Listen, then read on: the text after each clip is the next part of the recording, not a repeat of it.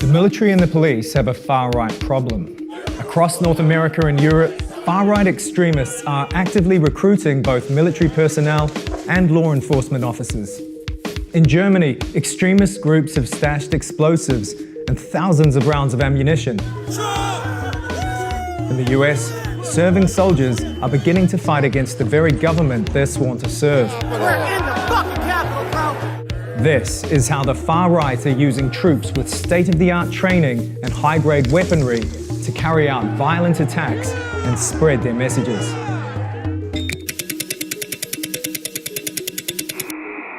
Our message to the patriots in Virginia is stand up, muster your people together. This is Stuart Rhodes, founder of the Oath Keepers, an armed far-right militia known for showing up at protests around the US with heavy weaponry.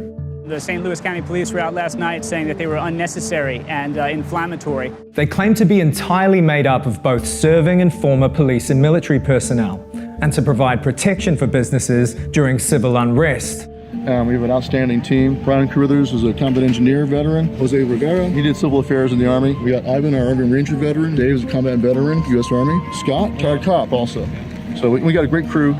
But behind the facade, the Oath Keepers promote a web of conspiracy theories that suggest the government is planning to impose martial law, send them to concentration camps, and install a global totalitarian government. One thing they fear most is all of us coming together and standing up united and refusing to comply. They fear the mass non-compliance. They also fear the U.S. military. Which is pretty ironic, given they're made up of so many former state employees. Riverside County Sheriff Chad Bianco is one of hundreds of law enforcement officials caught on a list of leaked membership records for the Oath Keepers, the far-right extremist group the FBI calls an anti-government militia. Police lieutenant is under internal investigation. Some of New York's finest may be linked to the Oath Keepers, a right-wing extremist group. And there will be a full investigation. They will talk about things like global governance organizations like the United Nations being a vehicle for tyranny that is orchestrated by some murky cabal of international elite. It's a place driven by this fight between good and evil. In January, Rhodes was arrested for sedition, relating to the Oath Keepers' key role in last year's Capitol riots. If you look closely at these images, you can observe members of the Oath Keepers in a military formation known as Ranger File. This is a standard military procedure for clearing a building, which would be instantly recognizable to any US soldier. But here, it's being deployed against the US government itself. DC police officer witnessed some rioters using military-style hand signals to communicate. Small unit tactics used by the US military in urban warfare. But the Oath Keepers are just a snapshot of a much wider problem. In fact, 1 in 10 of those charged with storming the Capitol was either serving in the military or a veteran. And there are similar groups right across the US, such as the 3 Percenters, another far-right militia known for their large contingent of police and military veterans. Disturbingly, the authorities have been aware of this threat for a long time. By 2006, the FBI had actually recognized this issue. They authored a report about white supremacist infiltration into law enforcement specifically. And they focused on this idea of what they called ghost skins. The basic idea of a ghost skin is people to do, cover up your tattoos, grow your hair out, basically hold the same beliefs, but mobilize in a more secretive fashion. Unfortunately, that FBI report was shelved. And even now, more recently, the FBI have essentially de-emphasized the relevance of the report. In February 2021, the Pentagon released a report on the issue of white supremacists infiltrating serving military units. But they've so far failed to take meaningful action. This is not an accident. Extremist groups go out of their way to cynically recruit and exploit military and law enforcement personnel, and they know how to do it. They may be having to deal with PTSD and traumas related to if they've been in combat. And just generally, anytime you have to reintegrate into society from another way of life, that's always going to be somewhat difficult. And what the far right will offer a veteran trying to reintegrate into society, they will valorize their service uncritically, unquestionably. They will see them as someone who possesses certain skills, certain experience, certain expertise, certain knowledge. They will attach status to that. They will see that as valuable. They will give them the thing that we're all looking for, which is acknowledgement, respect.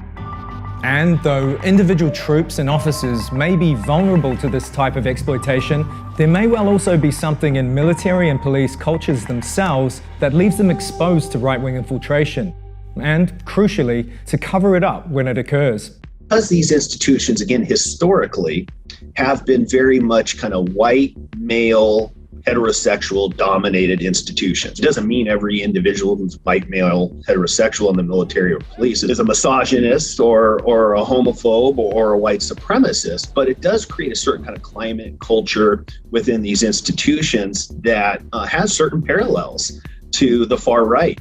And this is not just an American problem. In July 2019, police in northeast Germany uncovered a huge cache of weapons belonging to Nordkreuz, an underground extremist far-right network.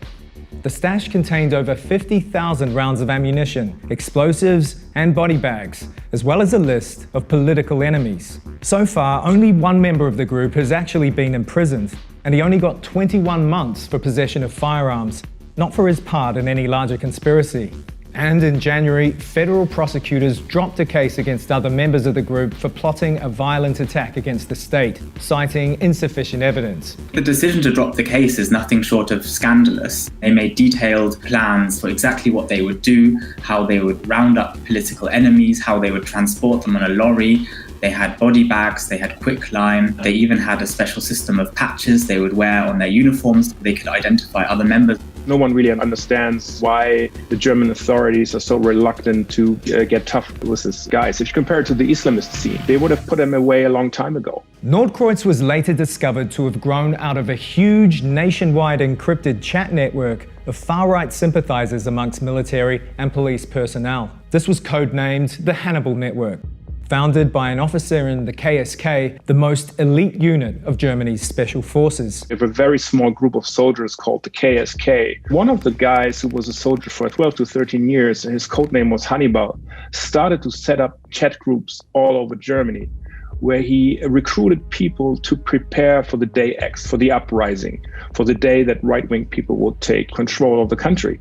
After an investigation, it was decided that the KSK had been so deeply penetrated by far-right extremists that an entire fighting unit within the KSK had to be disbanded. That's the equivalent of the US deciding to dissolve part of the Navy SEALs for having too many Nazis. Gerade die Spezialkräfte benötigen aber ein Grundvertrauen, nicht nur ihrer politischen und militärischen Führung, sondern auch des Parlaments als ihrem Auftraggeber und der Gesellschaft insgesamt.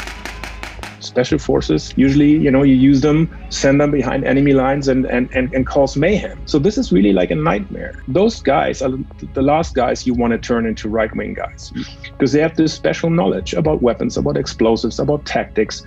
They have a lot of good connections in the security apparatus. It's very easy for them to get information, to get blueprints of buildings and all that. It's a real nightmare.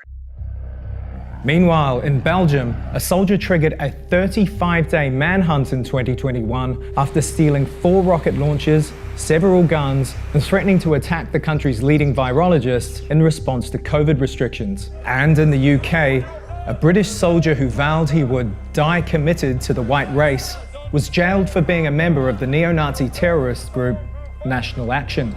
He'd been trying to recruit fellow soldiers into the group in preparation for a race war. We know that this is a problem that has existed for a long time in multiple ways. The whole point of infiltration is for it not to become public knowledge and for us not to become aware of it.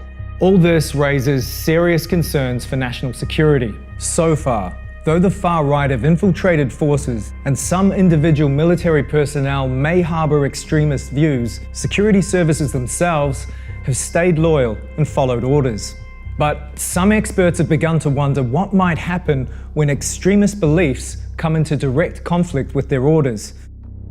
It undermines the legitimacy of both the military and law enforcement. It's hard to say you have a democratic institution when you have active neo-Nazis making up that institution who are interested in undermining the government or essentially advocating for various kinds of vigilante violence. And these concerns have historic precedent. During Germany's Weimar Republic, right-wing military units attempted to overthrow the government. And one of the turning points in the lead up to the Spanish Civil War was when fascist commanders became willing to attack Spanish civilians as if they were a foreign enemy. The potential is that they're going to have access to some of the most high-powered weapons and be potentially involved in active combat situations where that mindset may really cloud their behavior, and even to the point of not only posing a threat to others, but internally, it's an insider threat as well. This time, the insurrection failed, and Stuart Rhodes was arrested. If the infiltration of the military and security services is allowed to continue, next time, the outcome could be much, much more dangerous.